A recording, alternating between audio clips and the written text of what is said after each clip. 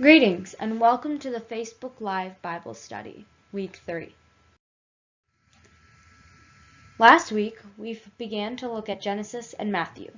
From Genesis, we learned how God brought order from disorder, how he created a being in his own image, and put his own breath to make him alive, how the deception by the snake caused the fall of man, which led to a separation between God and his people, causing God to make a covenant with his people to restore the relationship once again.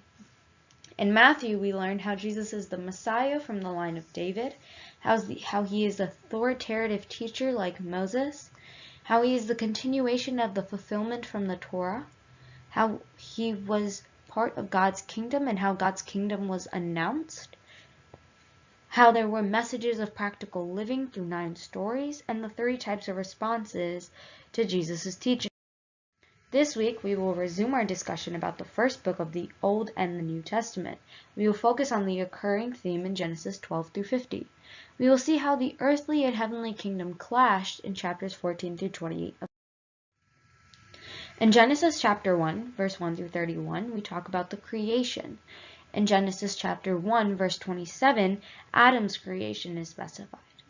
Genesis chapter 3 is the chapter where humanity's failure is mentioned. Genesis chapter 4 discusses Cain. Chapter 5 talks about Lamech. Chapters 6 through 8 talk about Noah, the great flood, and God's covenant with Noah. Chapters 12 through 17 talk about Abraham and God's covenant, and how Genesis chapter 17 through 24 talk about Isaac and his blessings. Chapters 25 through 35 talk about the story of Jacob. Genesis chapter 37 to 50 talk about Joseph. The overarching theme in the second part of Genesis is a reminder that even though from Abraham to Jacob and from Jacob to Joseph, God's faithfulness subverts all evil and uses it to produce positive results. Before chapter 12 begins, the readers are made aware that God made the humans in his image to rule the world on his behalf. Instead of abiding with God, the humans turn to sin and rebellion. The world eventually spins out of control into violence and death, all leading up to the rebellion and scattering of the people in Babylon. God has now allowed dispersion and separation by changing the way the people communicate with one another. Now, while Genesis chapters 1 through 11 set up a basic storyline of the Bible, Genesis chapters 12 through 50 focuses on the family that God has chosen to be his people. From Abram to Abraham. Abram, the father of the genealogy of God's people, God picked Abram to leave his home, go to Canaan, and in return, God would make Abraham into a great nation. God's plan is to rescue and bless his rebellious world through Abraham's family. Now, Abraham's family is marked by repeated failure, each of his family members keeping to make bad decisions that mess up their lives and put God's promise in jeopardy. God remains faithful to them and keeps rescuing them from themselves. The covenant with Abraham. God invites Abraham to look up at the night stars and to count them. And God tells Abraham that the amount of stars in the sky is showing how numerous his family is going to be, despite the current circumstances.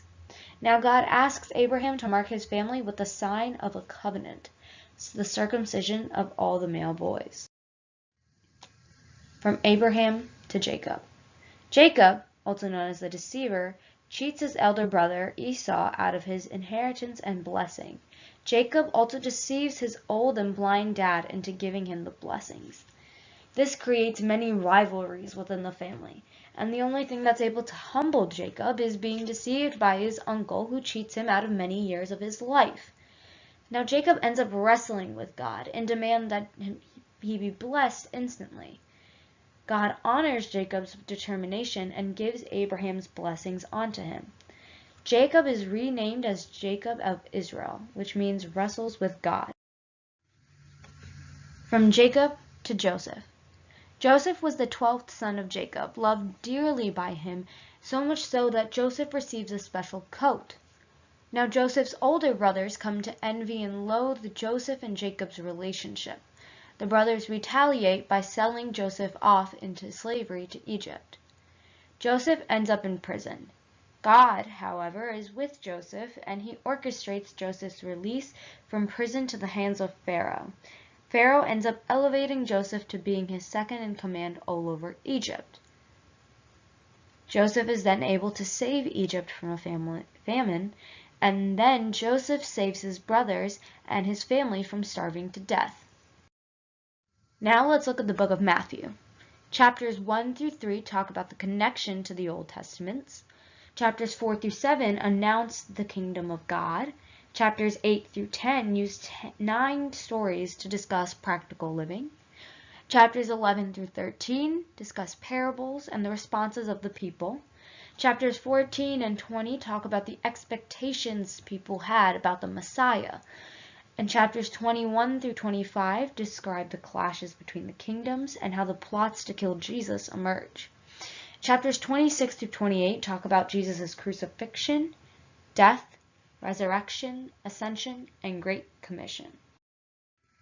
The main theme in Matthew chapters 14 through 28 discuss Jesus' final blocks of teaching and preparation for his crucifixion and resurrection.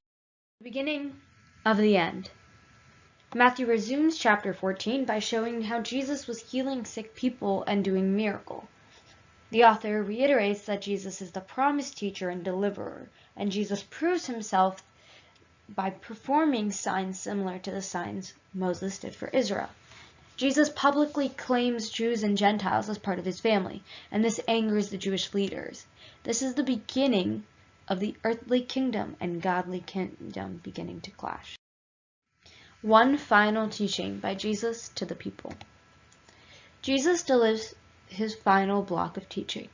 He offers a passionate critique of the Pharisees and their hypocrisy, and then weeps over Jerusalem and its rejection of God and its kingdom. Mentions of the crucifixion and the resurrection. Jesus tells the disciples that he is going to be executed by these leaders, but in doing so they are going to create their own demise. Because instead of accepting Jesus' way of a peaceful kingdom, they are going to revolt against Rome, and so Jerusalem and its temple are going to be destroyed. Jesus says that he is going to be vindicated after his death by his resurrection, and one day he will return and set up his kingdom all over the nations. Jesus takes the disciples to celebrate the Passover meal. He tells a story of Israel's rescue from slavery through the death of the Passover lamb.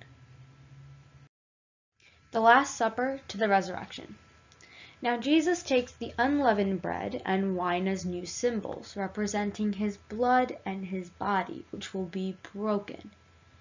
Then Jesus is arrested and put on trial before the Sanhedrin. The Roman governor believes that Jesus is innocent, but gives in to the pressure from the Jewish leaders and sentences Jesus to death. Jesus is crucified. After a couple of hours, he is dead. He is then buried and then rises on the third day.